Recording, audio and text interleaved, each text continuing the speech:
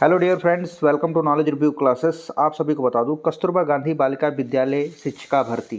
क्यों मैंने शिक्षिका भर्ती लिखा है वो मैं पहले बता दूं। देखिए, ये जो भर्ती है कस्तूरबा गांधी में, ये केवल फीमेल के लिए आती है। अब मेल के लिए कोई वैकेंसी नहीं है। जो मेल कैंडिडेट इस वीडियो को देख रहे हैं वो आगे फॉरवर्ड कर सकते हैं। और देखिए, अब मैं नहीं बोल रहा हूँ कि आपके काम की नहीं है तो मत देखिए, क्योंकि आप ये वैकेंसी देखेंगे, हो सकता है आपकी वाइफ हो, आपके सिस्टर हो, या फिर आपके कज़न, या कोई भी एक्स वाई जेड कोई भी हो जिसको आप ये इन्फॉर्मेशन शेयर करके उसका भला कर सकते हैं। ठीक है, चलिए। इसमें इस वैकेंसी में बेनिफिट क्या है? सबसे बड़ा बेनिफिट ये है कि इसमें ना कोई एग्ज़ाम देना होता है, ना ही कोई इंटरव्यू होता है। ठीक है, आखिर चयन होता कैसे है वो भी मैं आपको आगे बताऊंगा। इसमें बीएड की आवश्यकता है कि नहीं, क्योंकि बहुत सारे कैंडिडेट कमेंट्स कर रहे थे कि सर बीएड की रिक्वायरमेंट होगी कि नहीं। हमने बीएड नहीं किया है, हमने केवल पीजी किया है। देखिए, यहाँ पर पीजीटी की वैकेंसी है और टीजीटी की भी वैकेंसी है, यहाँ तक कि चपरासी और भी सारी वैकेंसियाँ हैं, जिसको हम एक एक करके आपके साथ शेयर कर रहे हैं। तो जो भी कैंडिडेट अगर ये सोच रहे हैं कि लास्ट डेट बहुत नज़दीक है, तो उनको मैं बता दूं। देखिए, आपकी लास्ट डेट होने वाली 31 मार्च 2025। ठीक है, अभी मैं वीडियो बना रहा हूँ जनवरी मंथ में, और आज डेट है लगभग 10 तारीख। ठीक है, 10 तारीख की डेट है। तो इस वैकेंसी को आप पूरा अच्छे से देखिएगा, शुरू से अंत तक देखिएगा। अगर चीज़ें ना समझ में आए तो कमेंट्स करके पूछ लीजिएगा। ठीक है, लेकिन वैकेंसी पूरा देखिएगा ज़रूर। इसलिए देखिएगा, अगर आप अप्लाई सीरियस कैंडिडेट हैं, अप्लाई करने वाले हैं तो। अदरवाइज़ आप स्किप करके जा सकते हैं, जैसे लोग जाते हैं। ठीक है, देखिए, यहाँ कार्यालय जिला बेसिक शिक्षा अधिकारी गाजियाबाद की वैकेंसी है। यूपी की जितने ज़िले हैं, सबसे पहले मैं बता दूं, टोटल 75 ज़िले हैं। इन टोटल 75 ज़िलों में जितनी भी वैकेंसियाँ आई हैं, जहाँ जहाँ पे आई हैं, उन सभी वैकेंसियों को एक एक करके कवर किया जा रहा है। अगर आप कानपुर की वैकेंसी देंगे वो भी कवर मिलेगी। अभी गाजियाबाद का कर ही रहा हूँ, उसके साथ साथ बहराइच का भी कवर कर दिया गया है। इसी के साथ साथ इलाहाबाद की वैकेंसी, वाराणसी की वैकेंसी, मुजफ्फरपुर की वैकेंसी, आजमगढ़ की वैकेंसी, ये सारी वैकेंसियाँ एक एक करके कवर होती चली जा रही हैं चैनल पर। तो आप कृपया करके प्ले लिस्ट में आप देखते जाइएगा। ठीक है, आइए गाजियाबाद की वैकेंसी के ऊपर डिस्कस करते हैं। एक एक चीज़ को बहुत ध्यान सुनिएगा। इसमें केवल महिलाएं आवेदन कर सकती है और ये संविदा की जॉब है। संविदा मतलब समझते हैं, कॉन्ट्रेक्चुअल। अभी जिनको न समझ में आए उनके, देखिए, एक सीधी भाषा में बोलूँ कि ये परमानेंट जॉब नहीं है। इसमें आपको 1 साल के लिए हायर किया जाता है। 1 साल के हायर किया मतलब 1 साल के रखा जाएगा, वो भी संविदा पर, यानी टाइम बाउंडेशन के साथ। और ये जब चाहे आपको निकाल सकते हैं, हटा सकते हैं, आपके टाइम पीरियड को बढ़ा सकते हैं, इनके ऊपर होता है। ठीक है, अब कौन कौन सी पोस्ट है? देखिए, प्रधानाचार्य की अगर मैं बात करूं, प्रधानाचार्य में अगर आपका चयन होता है तो 30,000 रुपये पर मंथ आपको सैलरी मिलेगी, जिसमें आपकी क्वालिफिकेशन क्या होनी चाहिए? सबसे पहले आपका पीजी तो होना चाहिए। पीजी अब किसी एक सब्जेक्ट्स में हो सकता है, जैसे एमए, एमएससी कुछ भी हो। और एमए में या तो हिंदी से किया हो या तो अंग्रेजी से किया हो। एमएससी में कुछ भी चलेगा, फिजिक्स, केमिस्ट्री, बॉटनी, जूलॉजी, या फिर मैथ, या फिर कंप्यूटर साइंस, इसमें से कुछ भी आपने किया है पीजी। ठीक है, और 9 से 10, एक चीज़ और बताना चाहूँ, 9 से 12 की कक्षा में कम से कम 4 साल का पढ़ाने का एक्सपीरियंस, 4 ईयर्स टीचिंग एक्सपीरियंस होना चाहिए, तो ही आप अप्लाई कर पाएंगे या कर पाएंगी। ठीक है, ये चीज़ें, इसके अलावा भी और सारी चीज़ें लिखी हैं, इसको आप पढ़ लीजिएगा अच्छे से, जो भी प्रधानाचार्य के लिए अप्लाई करने वाली हैं कैंडिडेट। अगर मैं पीजीटी हिंदी की बात करूं, अगर आपका चयन हिंदी पीजीटी के लिए होता है तो 22,000 आपको पर मंथ मिलेगी। और इसमें देखिए, हिंदी के लिए क्वालिफिकेशन क्या है? सिंपल सी बात है, आपका एमए होना चाहिए हिंदी में। तथा एक चीज़ और ध्यान दीजिएगा कि आपके साथ संस्कृत के साथ आपका बीए होना चाहिए। संस्कृत के साथ आप बीए कंप्लीट किया होना चाहिए। वो बीएड कहाँ से होना चाहिए, सॉरी, बीए कहाँ से होना चाहिए? शास्त्री परीक्षा राजकीय संस्कृत कॉलेज, जो वाराणसी, आप संपूर्णानंद विश्वविद्यालय के नाम से, वहाँ से कंप्लीट होना चाहिए, तो आप एलिजिबल है अप्लाई करने के। पीजीटी अंग्रेजी की वैकेंसी है, जिसमें आप देखिए, पोस्ट ग्रेजुएट डिग्री होना चाहिए इंग्लिश में, तो आप एलिजिबल है। सब में 22,000 सैलरी। गणित की वैकेंसी है, जीव विज्ञान की वैकेंसी है, रसायन विज्ञान की वैकेंसी है, भौतिक विज्ञान की, कंप्यूटर साइंस की वैकेंसी है। अब मैं कंप्यूटर वालों की बहुत बता दूं, क्योंकि कहेंगे सर आप कंप्यूटर के बारे में नहीं बता दी। या आपने एमटेक किया है कंप्यूटर विज्ञान से तो एलिजिबल है, या फिर बीटेक कंप्यूटर विज्ञान से किया है तो भी एलिजिबल है, या एमसीए या एमएससी कंप्यूटर विज्ञान से किया तो भी एलिजिबल है, जिसमें सैलरी 22,000 रुपये पर मंथ मिलेगी। इसके आगे मैं बताऊँ, लैब असिस्टेंट की वैकेंसी है 7,147, कार्यालय अधीक्षक लेखिका की वैकेंसी है, चपरासी, चौकीदार, सहायक रसोइया, इन सभी की वैकेंसियाँ हैं। ठीक है, और इन सभी में जो अगर मैं बात करूँ, चपरासी, चौकीदार, सहायक रसोइया में 8 पास बोला गया है। 8 पास मतलब 8 पास, और इसके अलावा और कोई भी नहीं। इसमें आपको देखिए, विद्यालय में निवास करना होगा, जो भी चपरासी हो, चौकीदार, सहायक रसोइया, इनको वहीं रहना है।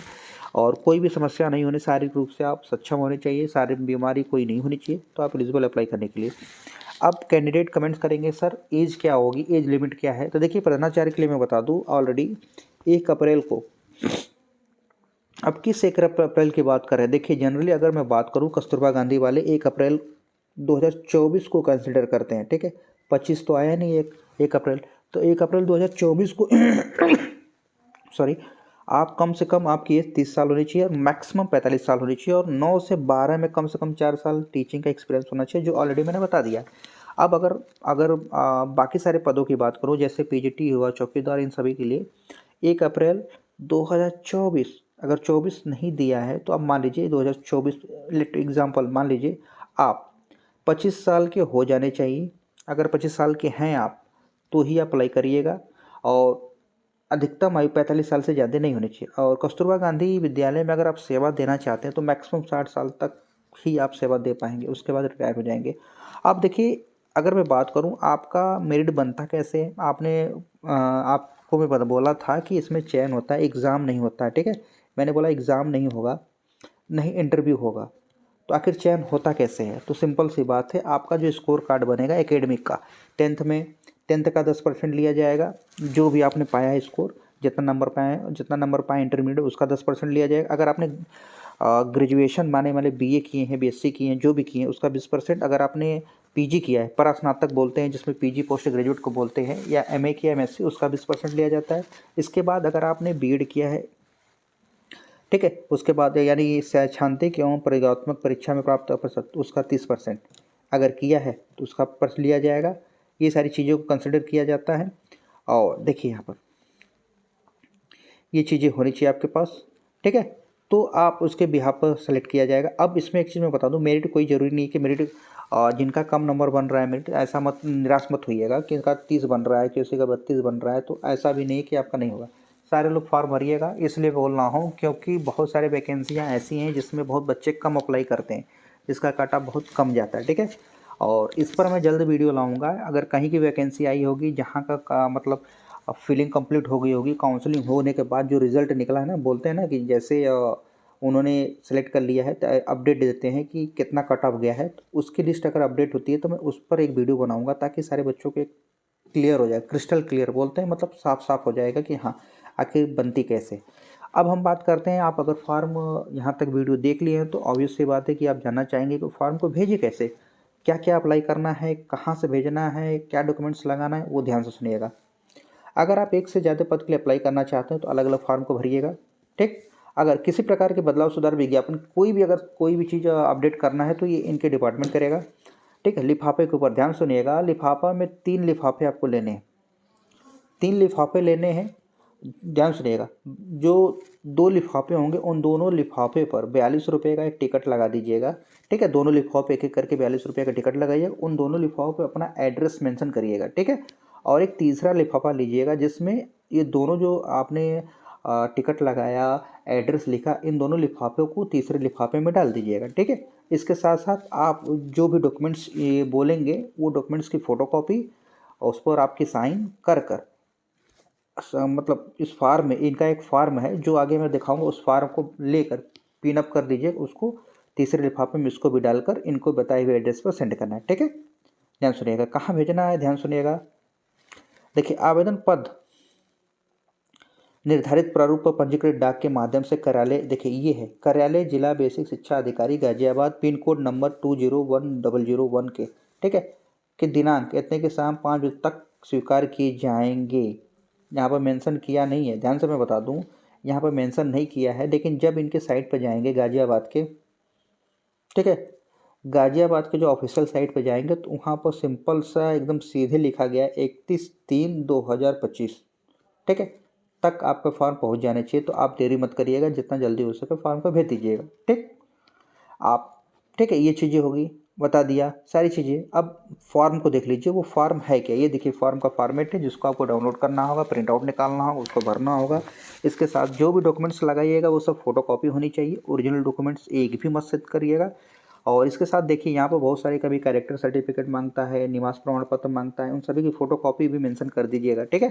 अगर मांगेगा आवेदन पद का नाम, जिस पद के लिए आवेदन कर रहे हैं उस पद का नाम लिखिए। देखिए एक कैंडिडेट ने कमेंट्स किया था कि सर फॉर्म में भरे कैसे, किस पद के लिए अप्लाई करें। मान लिया आपने पीजीटी के लिए आपने किस पद के लिए पीजीटी के लिए अप्लाई किया, विषय क्या था, मान ले मैं केमिस्ट्री से हूँ एमएससी, तो मैं केमिस्ट्री एमएससी लिखूँगा, ठीक है। अब मेरा नाम क्या है, अनुराग, मेरा नाम अनुराग यादव, हिंदी में मैंने लिख लिया। फिर अंग्रेजी में मेरा नाम अनुराग यादव, अंग्रेजी में लिख लिया। पिता का नाम को मैं मेंशन कर दूंगा। जन्म तिथि में हाई स्कूल, मतलब हाई स्कूल पर मैं बोल दूंगा 5-10 समथिंग मेरी है। उसके बाद 1/4 मैंने क्या बोला, देखिए 2024 को इन्होंने कंसिडर किया है कि नहीं, मैंने बोला 1 अप्रैल 2024 को ही कंसिडर करते हैं। तो 1 अप्रैल 2024 को आप कितने साल के हो जा रहे हैं और कितने महीने और कितने दिन, ये मेंशन कर दीजिएगा। आपकी वैवाहिक स्थिति क्या, अगर मैरिड है तो मैरिड लिखिएगा, नहीं तो अनमैरिड लिखिएगा। आप राष्ट्रीयता क्या है, भारतीय है ना, तो भारतीय लिखिएगा। जाति क्या है, आप सामान्य है, पिछड़ा है, अनुसूचित, जो भी वो मेंशन करिएगा। आप जो फोटो लगाएंगे ना, उस फोटो को लगाने के बाद कलर फोटो लगाइएगा, उस फोटो पर अपनी सिग्नेचर कर दीजिएगा, ठीक है। कुछ ऐसे सिग्नेचर करिएगा, आधा फोटो पर आधा बाहर, ठीक है, बाहर से फोटो पर ऐसे होने चाहिए सिग्नेचर, कुछ ऐसे। बहुत बच्चे ऐसे क्या करते, इसी पे करते हैं, तो ऐसा नहीं, आप सिग्नेचर जब भी करें तो ऐसे। अब पत्र व्यवहार का पता है, अस्थायी पता, जो भी आप मेंशन करें कर दीजिएगा। हाँ, पैन कार्ड नंबर, आधार नंबर, शैक्षिक जो भी। अब हाई स्कूल के बारे में बात किया, ध्यान सुनिएगा, जो चीज़ आपको देना हाई स्कूल का देना है, आप किस बोर्ड से पढ़े हैं, कौन से वर्ष में पास किया है, विषय क्या था, टोटल मतलब टोटल में से पाया कितने थे, परसेंट कितना बना, ठीक है। और इंटरमीडिएट का इसी तरह है, स्नातक या परास्नातक प्रशिक्षण, इसके अलावा और जो भी जो है यहाँ सब मेंशन करिएगा और इनके बताए हुए पते पे भेज दीजिएगा। इसके अलावा और कोई जानकारी तो नहीं है जो मुझे लगता है कि आपको देनी चाहिए। अगर इसके बाद भी आपको चीज़ें न समझ में आए तो इसका पीडीएफ मैंने टेलीग्राम पर अपलोड कर दिया है, ठीक है, उस टेलीग्राम पर आप जाकर देख सकते हैं। अब कहेंगे सर टेलीग्राम पर जाएँ कैसे, तो देखिए भाई बहुत बेसिक चीज़ बता रहा हूँ। ये ऐसी चीज़ बता रहा हूँ कि आप किसी भी यूट्यूब चैनल पर जाएंगे, आप कभी आपके साथ धोखा नहीं होगा।